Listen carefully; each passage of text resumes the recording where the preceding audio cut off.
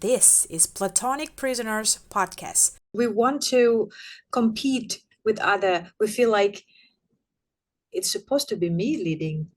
It's supposed to be me leading, not that person, not that gender. This kind of thing is accumulated time by time, and yeah, those things like conquering another kingdom happen and those stuff. I think it comes back to the um, natural character of human. It's greedy and competitive.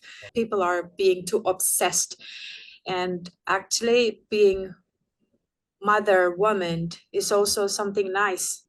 But sometimes when, for example, some of my peers, they are basically peaceful mother, they do a lot of things at home, because being housewife is not a easy thing to do as well.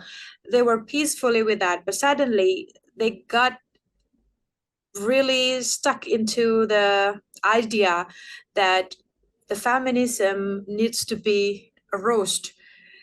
Women has to do the breakthrough and etc. Women has to stop being housewife. That idea is kind of forced them to, I don't want to be the housewife anymore. I mean, they used to be a peaceful housewife, but because of that idea, they kind of have a new tendency to change their ideology, and they don't want to do the same thing again all over again. So it's really depend on how we control ourselves, and how do we want to run our life in peaceful. And yeah, I think that's why we become so obsessed with this patriarch and Yeah, it is matriarch. because, I mean, I agree with you that obviously there are a natural biological basis for women being mothers and being home, taking care of the home. They've been doing that for thousands of years, as you say. At the same time, I feel like we've taken this natural propensity of women to do that. Right? It's something that has been part of society for a long time. And then we've created like a very confining life for them, where this is the only reason you exist. That is to be a mother and to take care of the home. And that is it. And the laws and values and norms of society are going to prevent you from breaking out of that mold. And that has been very confining for women. So women have been enslaved to a life of strictly having to be mothers and caregivers and those that take care of the home and make the food. Yeah.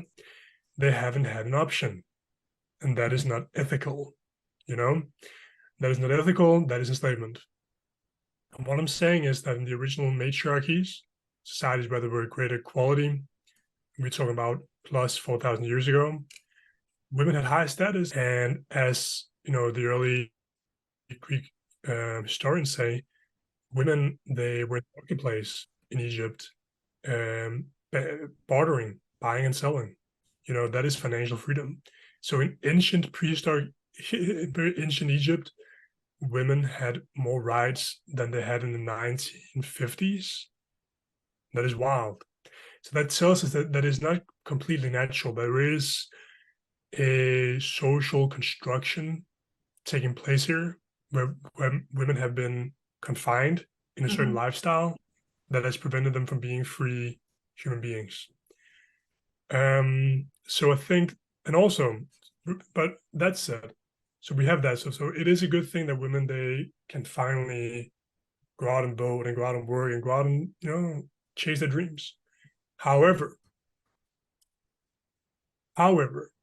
if we look at sort of like the beginning of the feminist movement, or let's just say the beginning of women being able to go out and work, that happened in America, what they realized, why only have half the society paying taxes? Why not all of them? Because back in the day, you could be the milkman and you could, support your family. You could have one job and you would have enough money for your Cadillac and your house, and to take care of your wife and children. You can't do that anymore. You can, but you need a very good job. Yeah. They wanted women to go out into the marketplace to work and pay taxes. So that is a new enslavement. So what seems like a liberation is Yeah. economic enslavement, you know? So before it was sort of like an enslavement that was sort of like a geographical lifestyle enslavement, but now it's an economic enslavement where now we all have to go out and work and do a 9 to 5 to have enough money, and so they have sort of like so it is tricky, it's sort of like, and that is what we talk about in this podcast, right? It's sort of like these artificial realities that are being created and that are controlling us, that are limiting us, that are holding us back. And that is what the Barbie movie is about. Right? It is about Margot Robbie's Barbie escaping. So like this matrix of the Barbie land, which is created by what? A corporation. It's a corporation that have created Barbie land, but of course also with the support of the end user, right? So the corporation is the overarching culture and the end user who create this matrix that is keeping the Barbies and the Kens entrapped.